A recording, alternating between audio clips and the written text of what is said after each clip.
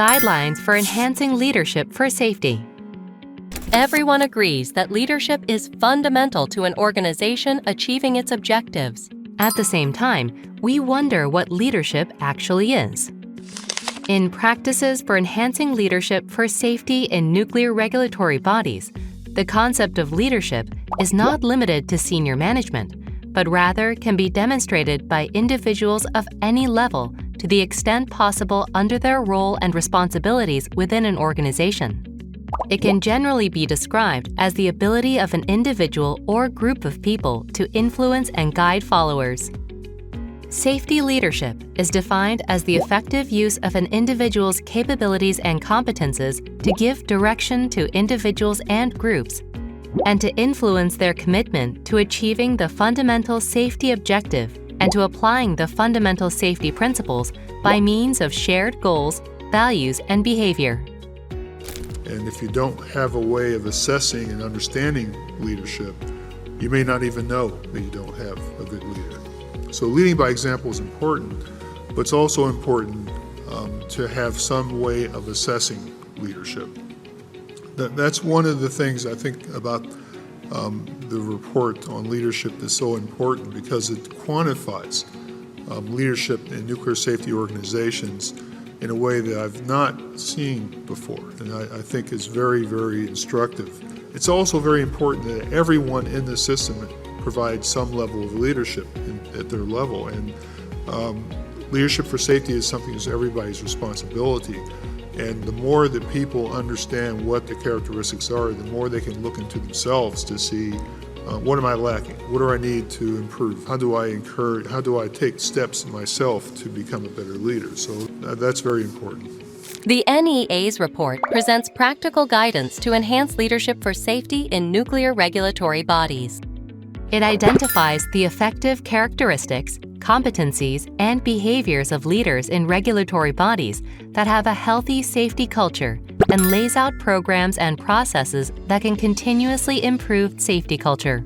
The intent is that regulatory bodies can navigate the document in this way to readily identify leadership characteristics, competencies, programs, and processes they need for maintaining a healthy safety culture within their home organization.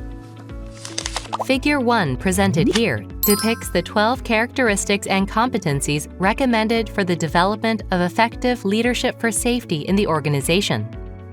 For the purposes of this document, characteristics are general personal or organizational traits or attitudes that may be inherent or can be developed through experience, whereas competencies represent the knowledge and skills required to perform a task or carry out responsibilities. These characteristics and competencies for leadership are aligned with the practices and conclusions described in the NEA Guidance on Principles and Attributes of a Healthy Safety Culture in Regulatory Bodies. This document puts forward a new perspective on leadership for safety by organizing these characteristics and related competencies into the categories of intellectual, interpersonal, and influencing factors, and linking these factors to effective strategies for development of individuals. Intellectual aspects refer to the leader's ability to demonstrate knowledge, identify, rationalize, and justify decisions, and to understand complexity in their operating environments. These aspects refer to characteristics and competencies that support decision-making in leadership for safety. Interpersonal aspects refer to relationship-building characteristics and competencies that assist in promoting safety. Communication, role modeling, and actions taken to promote safety are highlighted under this category. Influencing aspects refer to relationship management approaches to reinforce safety within and external to the regulatory body. Tables 1A, 1B, and 1C in the report describe good practices for both the regulatory body and the individual for developing and demonstrating the 12 competencies and characteristics recommended for effective leadership for safety.